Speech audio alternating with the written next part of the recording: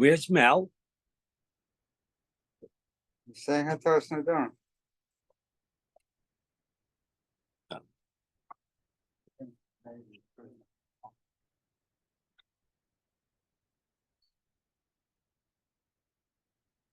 We had to start. So where are they starting, Rabbi? At the bottom, where we left off. Good. Makam Shalom. Okay, actually, I'm going to go back a couple of words. Okay? Okay. So Rav Chanina told the smart ass who asked him the contradiction between the two psukim, Kiko Choshev, when we calculate the dimensions of the Kodshe Kodshim,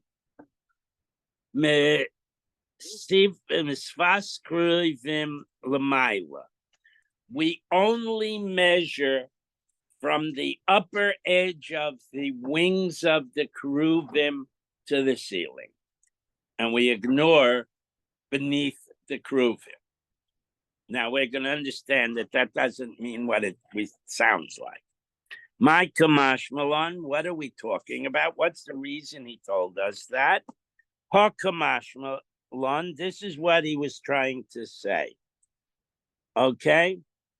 That Lamata Kalamata Mila, that although the numbers, if you took a ruler, is 20 amas. Now remember this, a 20 amas from the ceiling to the wingtips.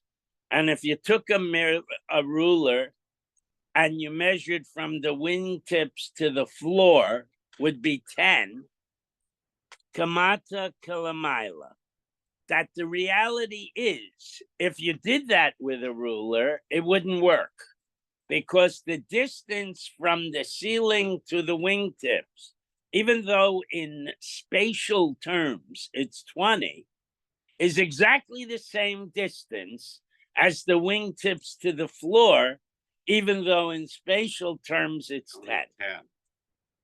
Okay, so it's a miracle. If you look at the first line, the second line of the Rashbam, he said, Makam Aaron Eina min Hamida, the space taken up by the Aaron and the Malachim, I do not have any measure. Ela b'neis hoya aimed. It's pure miracle process. So they brought the Aaron, which we know the dimensions from the Chumash, 2.5 amas by 2.5. But when it was in the Kodshe Kodshim, if you try to make a ruler measurement, you discover that it's 10 to each wall, and the whole width is 20, and the Aaron takes up no space, and the Kruvim also take up no space. Malamaila in Mamesh Klum, just as the space above is empty. Lamata in Mamish Klum, the space beneath takes up no space either.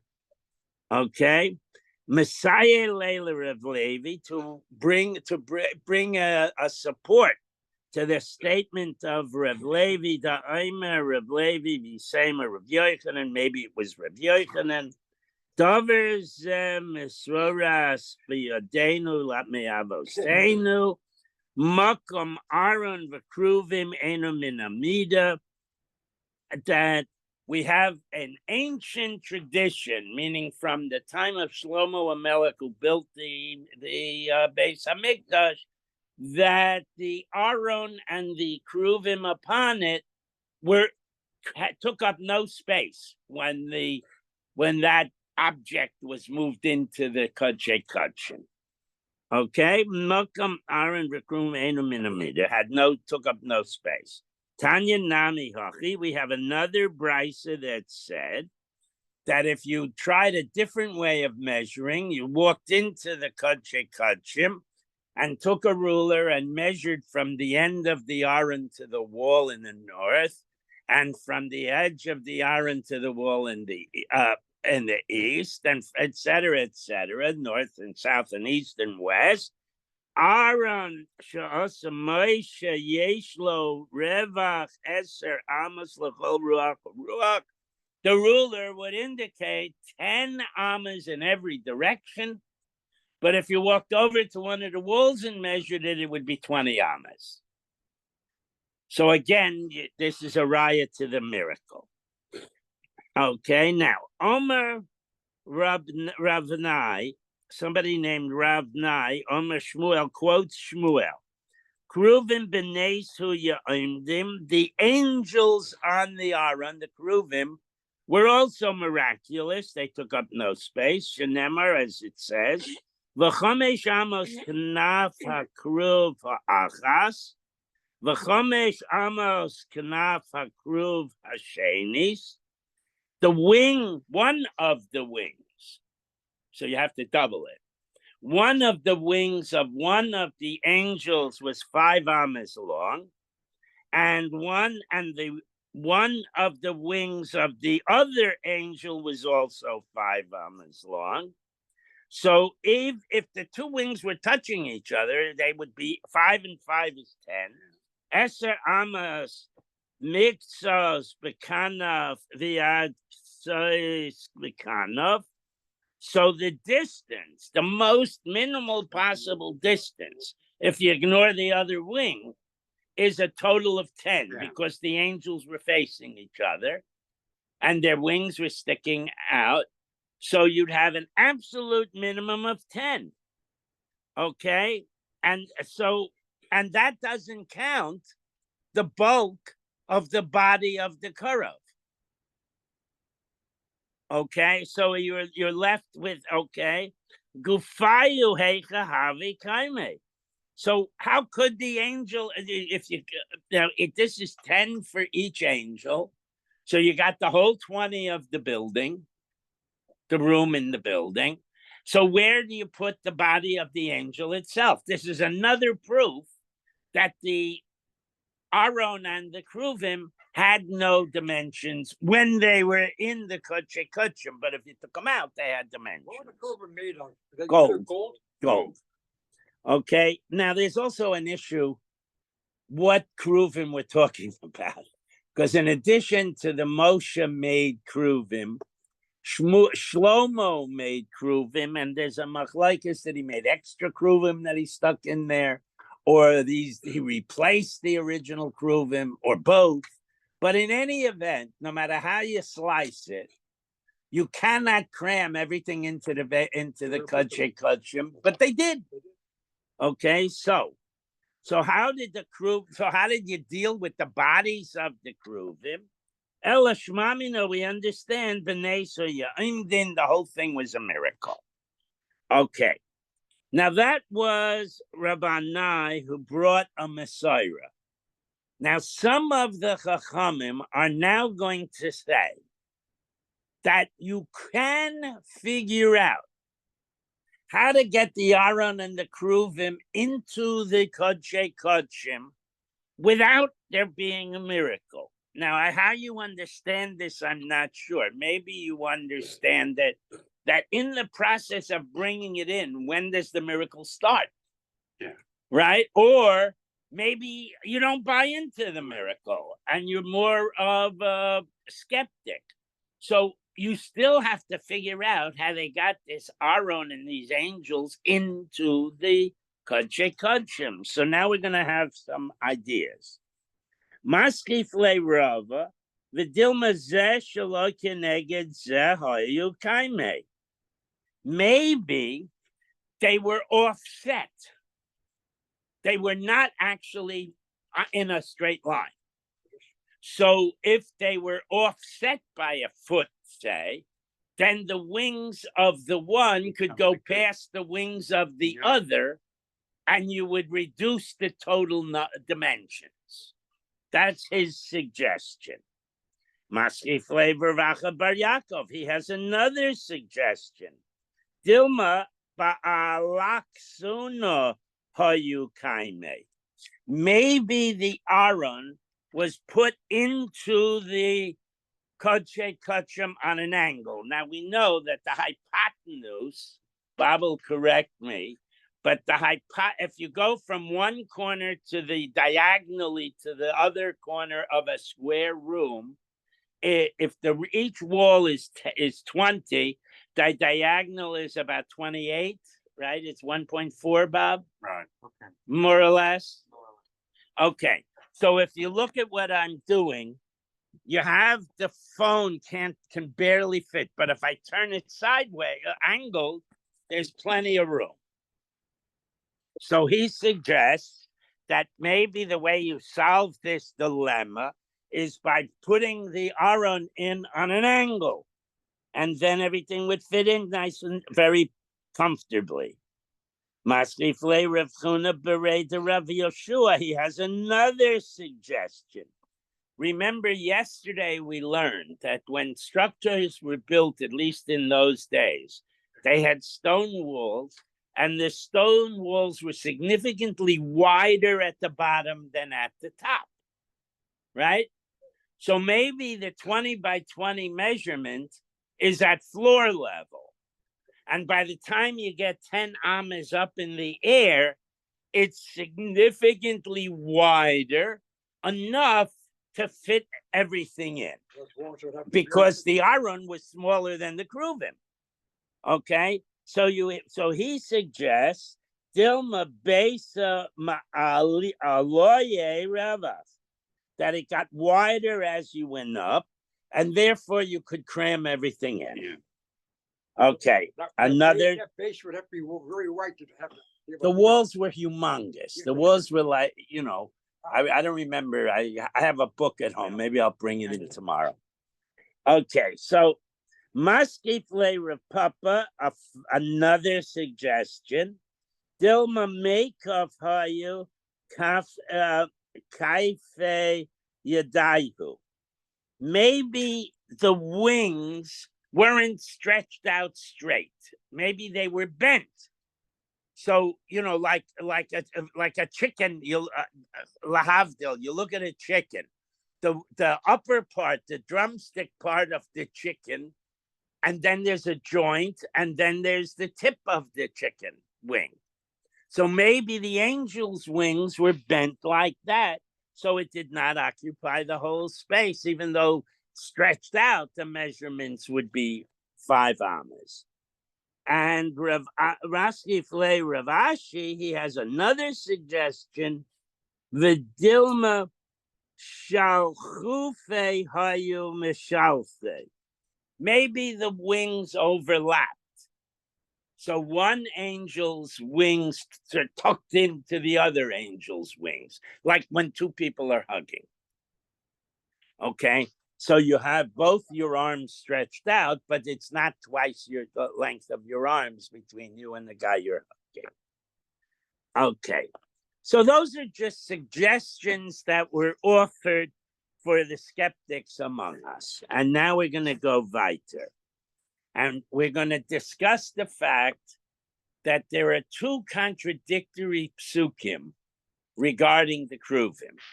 So the Ketzad Hoya Oimdin, and how were the angels standing? In other words, which way were they facing?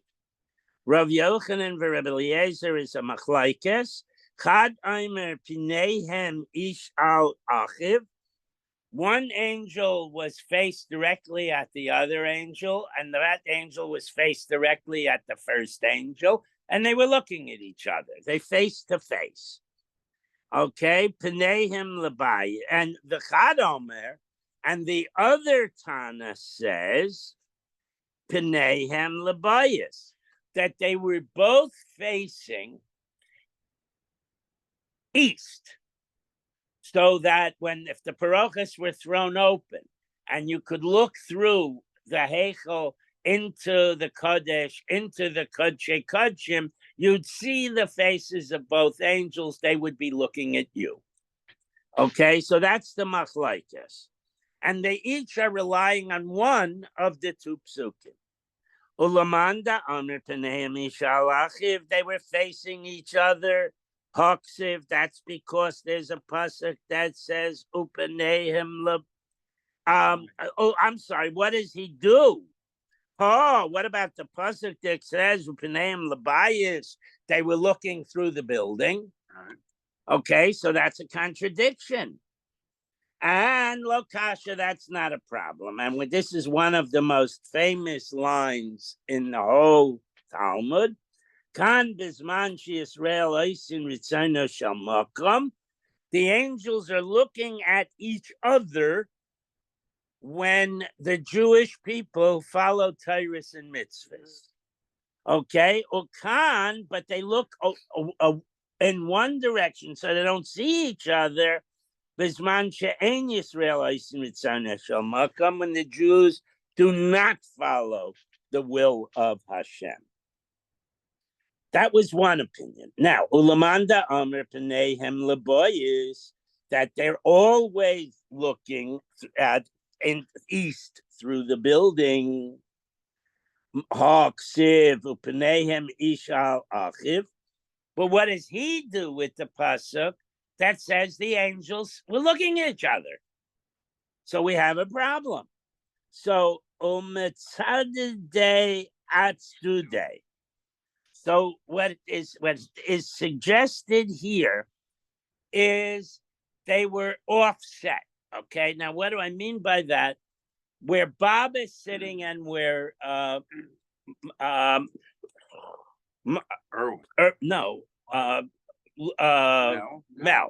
where Bob is sitting and where Mel is sitting. Mel can look at this wall and he can see, well, Mel can't, but he can see Bob in his peripheral vision. Bob can look at this wall and he can see Mel in his peripheral vision. So they were offset in such a way that they could be Mekayim both psukim. And that's that suggestion. And now, lest you think that's a funny way to do things, the Gemara tells us the Tanya, that's how we learn. Unkelis Hager Omer, the Unkelis, the guy who wrote Targum Unkelis, the convert said, Kruvim Ma'asatsu'im Hain, they were made like little kids. O Mitsudidim Pneihem Ka Talmud HaNiftar Merabo. When you walk out of a shir room and the Rebbe is in the front of the room, you start walking backwards so your face is toward the Rebbe, and then you angle your body so you can step out sideways, but you never show your back to the Rebbe. That would be inappropriate. At least that's how it's supposed to be. So, and that's a raya that this sideways orientation is a normal thing to do. Okay, new Mishnah, where this is a concept that's very hard for us to understand the way we live. But in those days, it was possible that you would have, that the courtyard, for example, would have a well. And that well is situated in one of the two houses. Or for some reason, I brought a big cauldron of water into my neighbor's apartment. Okay, so that's the circumstance. One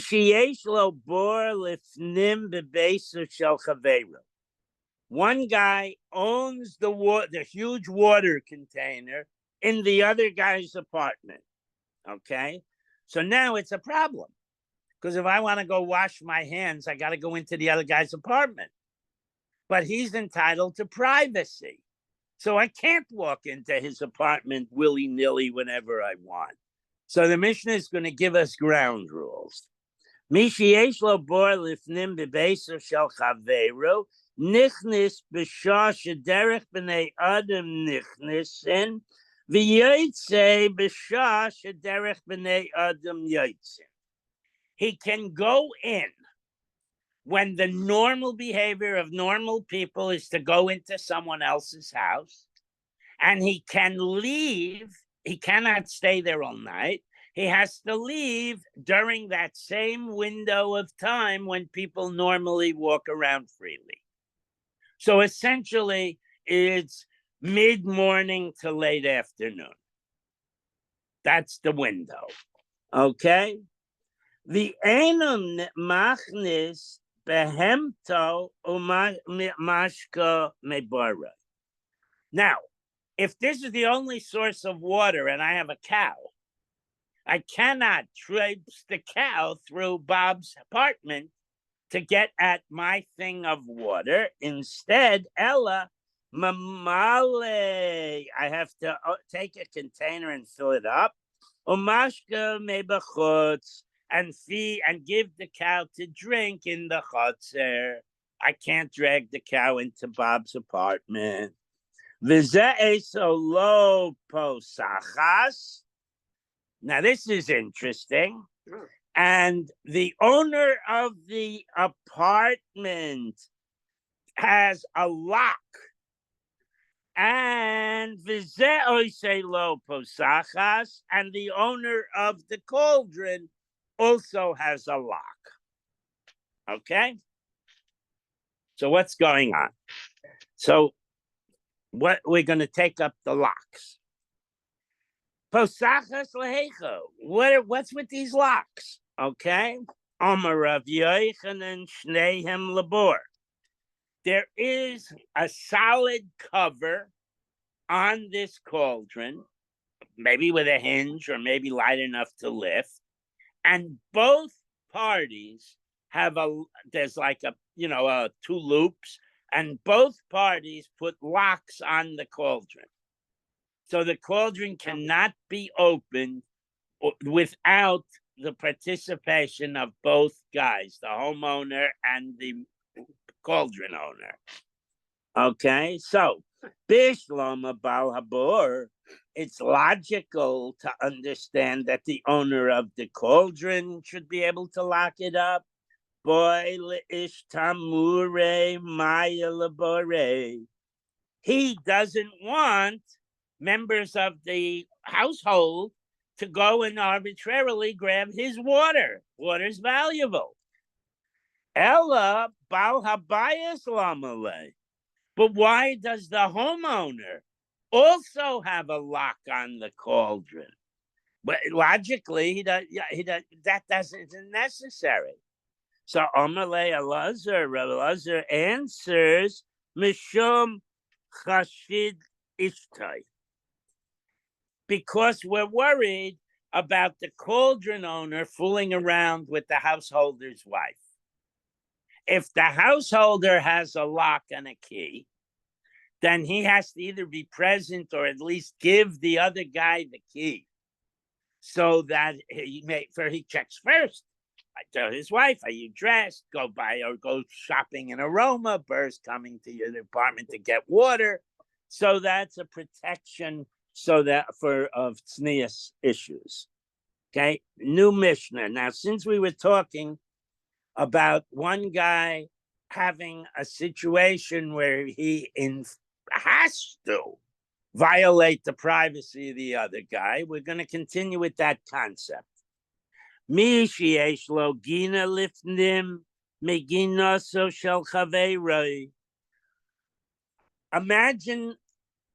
a building. Bob's is a building where Bob is sitting. Where Marty is sitting is Bob's garden. And where Mel is sitting is my garden. Okay, so in order to get to my garden, I have to go through Bob's garden. That's the only way to get there. Okay? What? I wouldn't let you in. You have to. That's the point. Nichnas b'shah. Now, we're going to have two possibilities here. One possibility is you've granted me or sold me a right of way, smack through the middle of your garden, or more or less through the middle of your garden.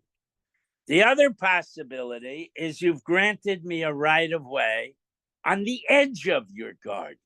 So when I walk through, I'm not interfering with your stuff and I'm not violating your privacy to the same extent. Okay? So those are going to be the two possibilities. So if the path is smack dab through the middle of the garden, Nichnas b'shasha derech b'nei Adam nichnas v'yetze b'shasha derech b'nei Adam yotzin. He can go in and must leave during the daytime window when people are moving around, and you're less likely to be naked in your garden or less likely to be doing something private in your garden, so that we're doing the best we can to protect your privacy, given that this guy has the right to go through your garden. Okay, now, the enu machnis l'teicha tegorin. He's growing cucumbers. He can't take the fruit buyer from Aroma into his garden to check the quality of the cucumbers, because that's an extra person. That's a privacy violation. Okay. V'lo yikones b'teicha b'toch sada cheres. Now, supposing and you have Bob's, Bob is the apartment, Marty is the first garden, Mel is the second garden, and Zev's machine is my wheat field out yonder. I cannot use the path through Marty's garden to make a shortcut to get to my wheat field. That would be a privacy violation, because there's another way I could go. All right. So, in order to get to another field, he can't do.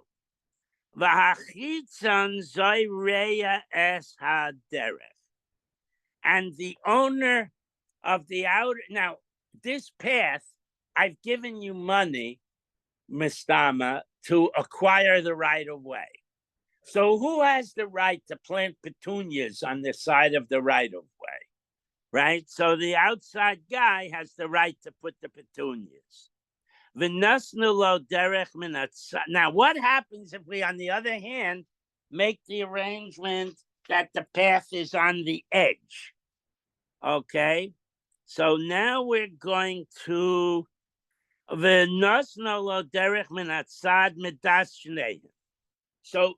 the first thing we're going to learn is that the normative behavior is to give me a path down the middle, because that's the easiest way to go in. I don't have to go around three sides. But if we both agree, the path could be on the edge. Now, why would I agree to have the path on the edge when it's a longer walk? Because I gain benefits from it. Okay? Nichnas b'shashahu writes, now I don't have to stick to the daytime hours. I can go in and out at my will, because I'm less interfering with your privacy. If you're sunbathing in the other side of the garden, I can't see you.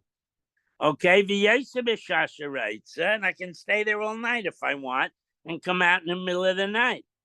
Umachnis l'salcha tagarin. I can even bring merchants to check out my vegetables before they buy them.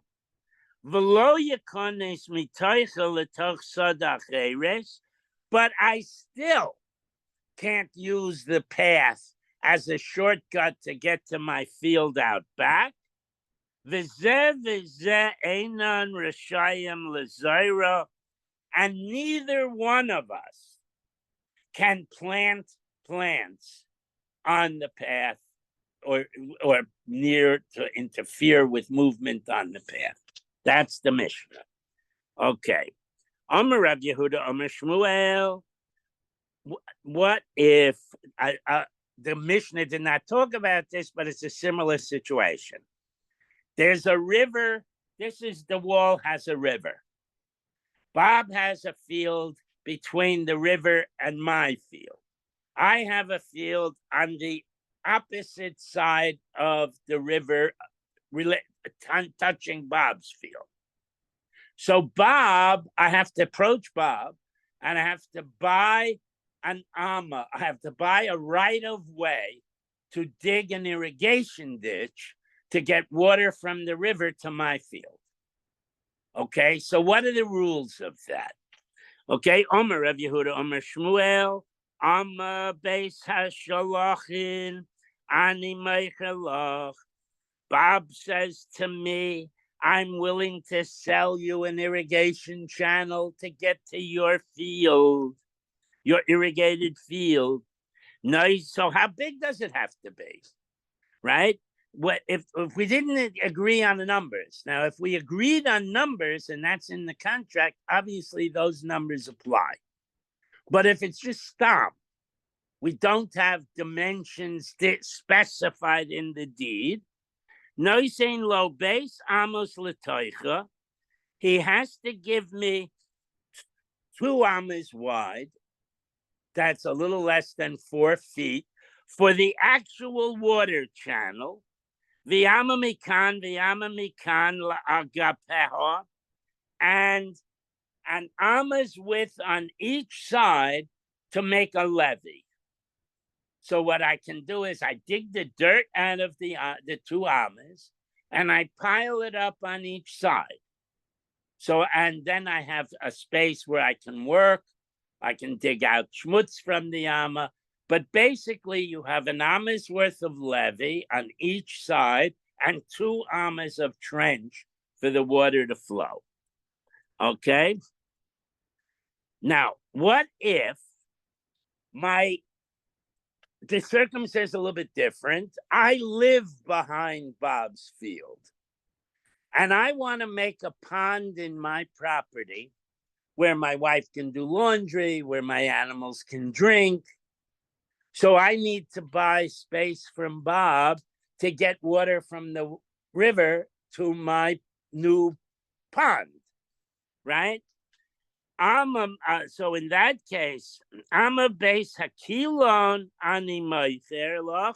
Bob says, I'm selling you a right of way to make a ditch to fill your pond. Okay, Naisin lo ama achas l'teicha. So here, the normative standard is we don't need as much water as to irrigate a whole field. So the trench is only 1 amma wide. V'chatzi amma mikan, v'chatzi amma mikan, and la'apeho, and the levee on each side is only half an amma because I'm piling up half as much dirt. So I get a total of 2, and the trench is down the middle, and there's small levees on this side. Now, the oisen agapayim mizoram. Who, if anybody, has the right to plant on the levee? Okay, now on one hand, it would solidify the soil. On the other, so it's a good thing. On the other hand, the roots could protrude into the amma and interrupt the flow of water. So it's a bad thing. So Rabbi Yehuda, I'm Shmuel. Rabbi Yehuda quotes Shmuel, Bal Hasoda Zoiram, the owner of the field, that's Bob, has the right to plant whatever he wants, from wheat to petunias to whatever, on the levee. Okay? Reb Nachman, I'm Shmuel, and Reb Nachman quoting the same source, Shmuel, Bal Hasoda Naitaim, the owner of the field, that's Bob, has the right to put trees. Now understand, number 1, trees, it takes many years for the roots to interfere with the amma. That's one point. And the other point is trees have to be a significant distance apart so I can clean out. In other words, I am not disadvantaged getting at my amma to the extent that if it's wheat. Okay? So he says you could plant trees. Omanda Aimer the one who says, Omanda Omer Zairam, the one who says you can plant whatever you want, Kol Shekei Naitam. Certainly you could plant trees because they're less intrusive. However, Manda Eimer Noitam, the one who says you could plant trees, Avil Zairim Lo, but you can't plant other things. Because the roots of the other things wheat is fast growing. And it's going to be constantly messing up my Amma. Okay. So now the next problem. What happens if there's, say, a flood and with the water abates, and now I come and I got problems with my Amma. There's schmutz in it. The levees have collapsed, whatever. Okay? The Amar Rav Yehuda Amar Shmuel Amma Hamayim Shekulu Agapeho. If the levees on the sides of the Amma have collapsed, Miskano Misaycha Soide, I have the right to take dirt from your property to reestablish the levee. Okay, why? Because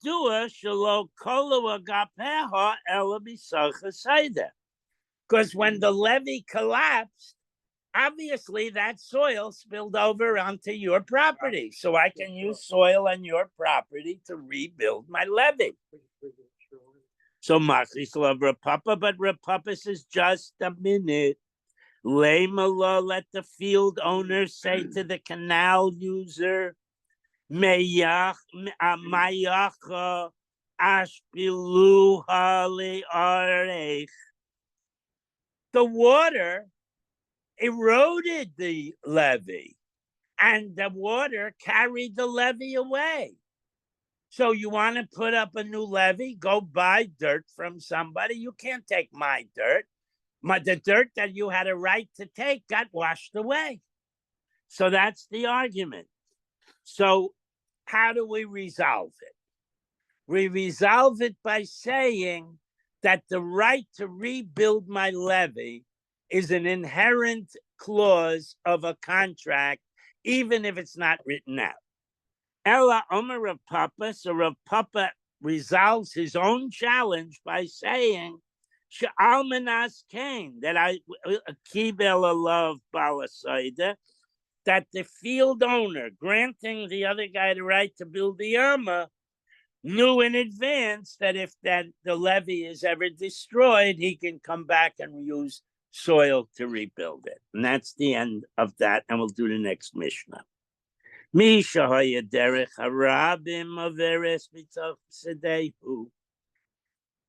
We've discussed this before. You own a field. In the old days, in the times of the Mishnah, the shuls were usually built out of town. And they would be built beyond the farms. So somebody had allowed the people from the town to walk through his field to get to the shul, or for whatever other purpose, the latrine, whatever is out there. There's a normal behavior that everybody walks through Schwartz's field. That's what happens, right? So,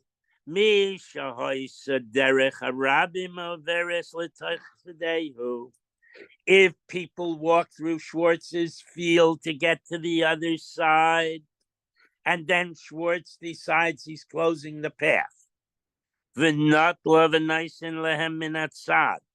Schwartz decides, his farmers tell him, if we move the path to the edge of the field, we can more efficiently plow. And not only that, you'll get more crop.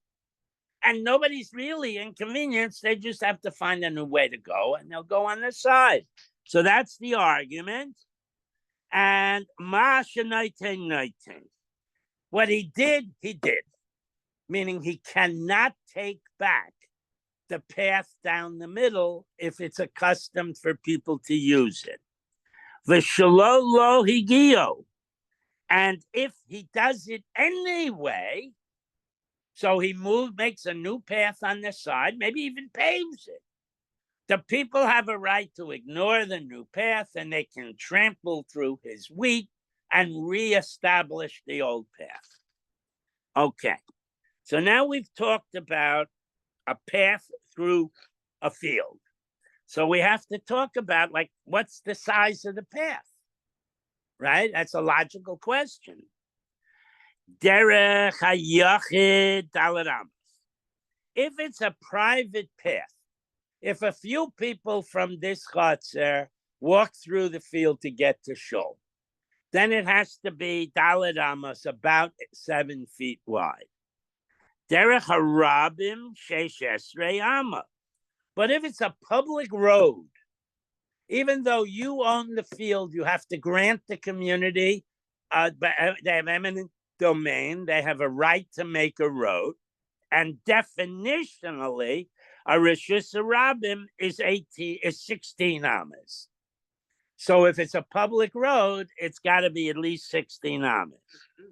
Derech hamelech ein lashir. If the king's soldiers have to get from here to there, they have a right to trample your field. There are no dimensions. It's whatever they need, they take. And you have no claim. Even though your whole field has been destroyed, you have no claim on the government for compensation. Okay. Now, derech hakever ein loshir. If there is a cemetery on the other side of your property, it says grave, but you'll see it means cemetery. Depending on the size of the crowd going to accompany the Aron to the kever, there'll be more people, there'll be less people. So we can't specify how wide the path should be. It's whatever is reasonable for them to trample. Again, you can't sue the dead guy or his family. Okay, now, Hamaimad, if it's a cemetery, there is a procedure where after the Aron is covered with earth, the persons accompanying the Aron form 2 rows and the mourners walk between. Now, obviously, if there's only 20 mourners, there'll be 10 guys in each row. But if there are 300 or 5,000 mourners, there'd be many people deep because the Maimon is only so long. So if there's in that case, Hamaimad, if you want to know how much room you have to grant to the cemetery through your field to do the Maimad, Dayone Tzipure Amru, that happened to be a case where the judges in the town of Tzipuri had such a case, and they said, Beis Arba Kabin, you have to give up to the cemetery 4 kabin of land so you can accommodate a big funeral. And we'll pick up tomorrow with the Gemara on that. Okay, if you did not do Hataras Nedarim, we'll do it now. We have 4 Machzarim. So 3 of us will sit as the Bezdin, and the 4th will go to the guy saying. If you do not know the meaning of every single word, you have to say it in English. Or if you happen to know French, you could say it in French.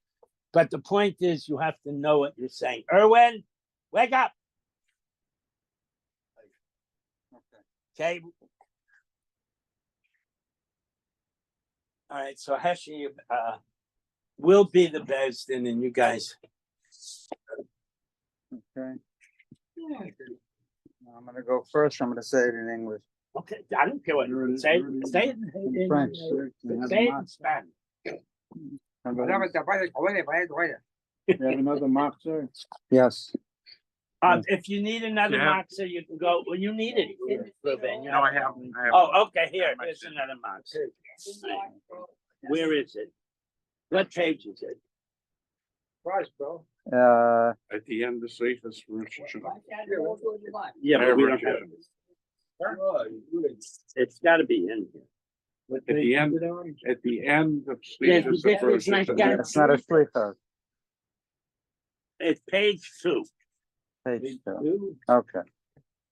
It's the machzor. Okay. Okay, go. Okay. Listen, please, my masters, expert judges, every vow or oath or prohibition or restriction that I adopted by use of the term konam or the term cherem, that I vowed or swore while I was awake or in a dream, or that I swore by means of God's holy name, that is forbidden to erase, or by means of the name of Hashem, blessed is He, or any form of Naziris that I accepted upon myself, except Naziris of Shimshon, which does not include the prohibition against the contact with the dead, or any prohibition, even a prohibition to derive enjoyment that I impose upon myself or upon others by means of any expression of prohibition, whether by specifying the term prohibition or by use of the term konam or cherem or any commitment, even to perform a mitzvah that I accepted upon myself, whether the acceptance was in terms of a vow or voluntary gift or oath or naziris, or by means of any other sort of expression, or whether it was made final through a handshake or any form of voluntary gift, or any custom that constitutes a good deed to which I have accustomed myself, and any utterance that escaped my mouth or that I vowed in my heart, to perform any of the various optional good deeds or good practices, or any good thing that I have performed 3 times, but without specifying that the practice does not have the force of a vow. It's a bazaka. Okay. Whether the thing I did related to myself or to others, both regarding vows that are known to me and those that I have already forgotten. Regarding all of them, I regret retroactively, and I ask and request of your eminences an annulment of them. My reason is that I am fearful that I will stumble and become entrapped, heaven forbid, in the sin of vows, oaths, naziris, cherem, prohibitions, konam, and violations of agreements. I do not regret, heaven forbid, the performance of the good deeds I have done. Rather, I regret only having accepted upon them, upon myself, with the expression of a vow or oath or naziris or prohibition or cherem or konam or agreement or acceptance of the heart. And I regret not having said, behold, I do not do this without adopting in the terms of a vow, oath, naziris, cherem, prohibition, konam, or acceptance of the heart. Therefore, I request annulment for all of them. I regret all the aforementioned, whether they were matters of relating to money, or to whether they were matters relating to the body, or whether they were matters relating to the soul. Regarding all of them, I regret the terminology of vow, oath, naziris, prohibition, cherem, konam, and acceptance of the heart. Now, behold, according to the law, one who regrets and seeks annulment must specify the vow, but please be informed, my masters, that it is impossible to specify them because they are so many. Nor do I seek annulment of those vows that cannot be annulled. Therefore, may you consider it as if I had specified them.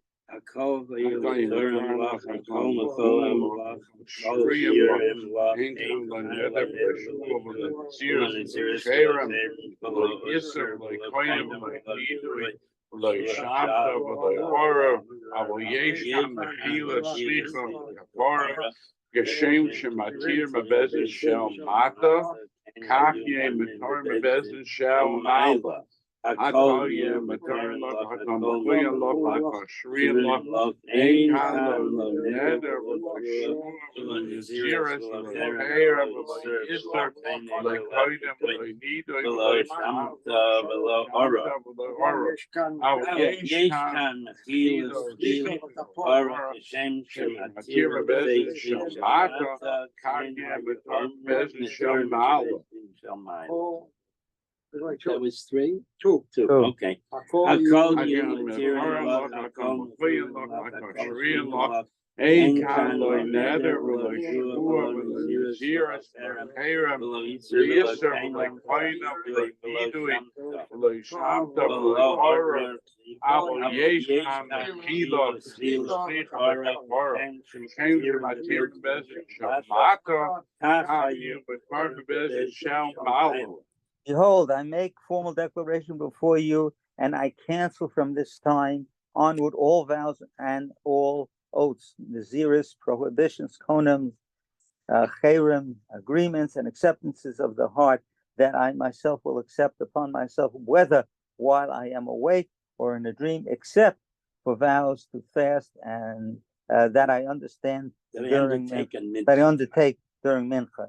In the case I forget the conditions of this declaration and I make a vow from this day onward, from this moment I retroactively regret them and I declare of them that they are all totally null and void, without effect, without validity, and that they shall not take effect at all. Regarding them all, I regret them from this time and forever. That means if you promise your wife you'll take out the garbage, it's meeting. Yeah. Marty, you want to go? No, I was. I know it was. What? We went together. Oh, you said it together? Yeah. Okay. Anybody else? Zev? Zev, you want to do it? Yeah. Let me just. Listen, please, my masters, expert judges. Every vow or oath of prohibition or